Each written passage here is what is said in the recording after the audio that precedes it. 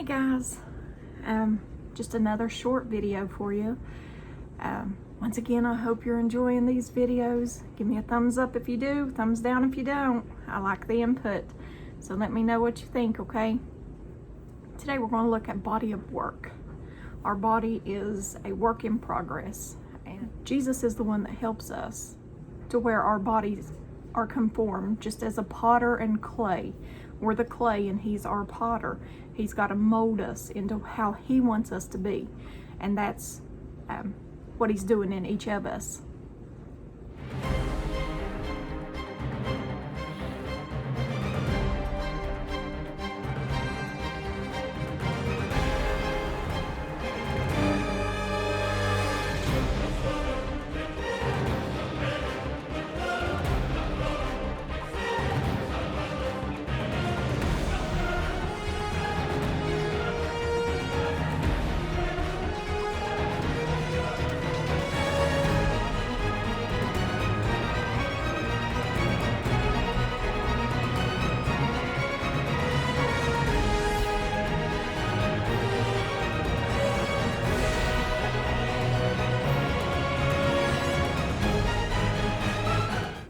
Most gracious and precious Heavenly Father, I give you all praise, glory, and honor, dear Lord. I thank you for this time. I thank you for each and every person that chooses to watch my videos, dear Lord.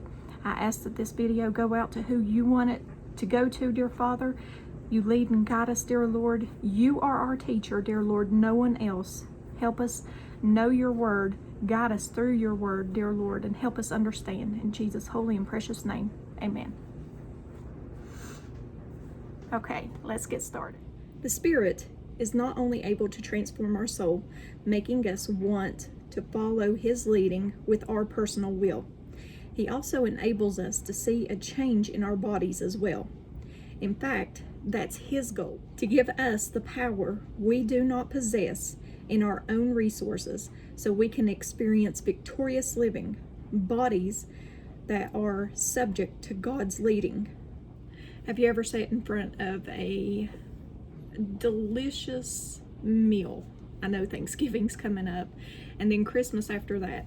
So have you ever sat at the table and sat in front of a delicious meal and you went back and got seconds? Come on, let's be honest with ourselves. A lot of us do that just because we can't help ourselves. It's just so good, right? You've already put away more food than your stomach can hold. You just can't hold not one more bite, but your mouth has other ideas, right?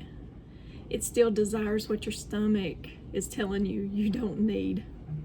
This is a clear example of what the flesh wants and what the Spirit wants. These are in opposition to one another. The Bible says in Galatians chapter 5 verse 17, warring to see which one you'll declare the winner today. So while your spirit within you is telling you to go one way, your flesh is telling you to go the other. So how do we win this battle? You fought time and time again against your flesh. So how do we win this? Let's find out. Paul has the solution. You get into a habit daily of presenting your body as a living sacrifice. And that's Romans 12 verse 1. So that even your favorite indulgence doesn't have the last word. If placed before you at a moment when you just know that taking a bite would be contrary to what you're hearing from the inner voice of God's Spirit. You choose your sanctification in him, not the second helpings of food. You let him win, and the victory ends up being yours. You sleep better, you feel better because you know you're better. Okay? Now this is, I'm using food as an example because the holiday's coming up. This is for anything that you're struggling with in your life, okay? It doesn't have to be hard. Paul simply says to give your body to God. Make this one basic catch-all decision and then live in a victory that has already been won for you by the Lord Jesus Christ, and that's 1 Corinthians chapter 15 verse 57. Now don't expect to do this perfectly. It's a gradual process. none of us will ever become totally adapt to it. We're still dealing with a body in the process of being changed, still very much infested with sin and fleshly desires. Even as seasoned believers, we can have a noticeable gap between what we want and what the Spirit wants, causing static to jam the airwaves when we're straining to hear His voice, even from such close range as within our own spirit. Even Paul struggled, as he tells us in Romans chapter 7, verses 14 and 15. The trouble is with me, for I am all too human, a slave to sin. I don't really understand myself, for I want to do what is right, but I don't do it. But if we keep listening and paying attention and keep responding in obedience, we'll notice miracles starting to happen. This is not because of the work that you put in to make yourself spiritually disciplined and bulletproof. This is God's work responding supernaturally, changing your body's desires as He changes your soul, lessening its influence and dominance in your life. In the meantime, give Him your hands to do your work, your feet to walk in His path, your back and shoulders to perform His ministry, your members to enjoy His purity, and your ears to hear His voice, and your members as instruments, righteousness unto God. I want to make sure that you understand the importance of being immersed in His Word. There's not only a critical connection between transformation we've been discussing and your relationship with the Bible, but hearing a personal and specific word from God hinges on your commitment to His written one. That's where we begin to hear Him. If you're serious about discerning the voice of God, then get serious about meditating on scriptures.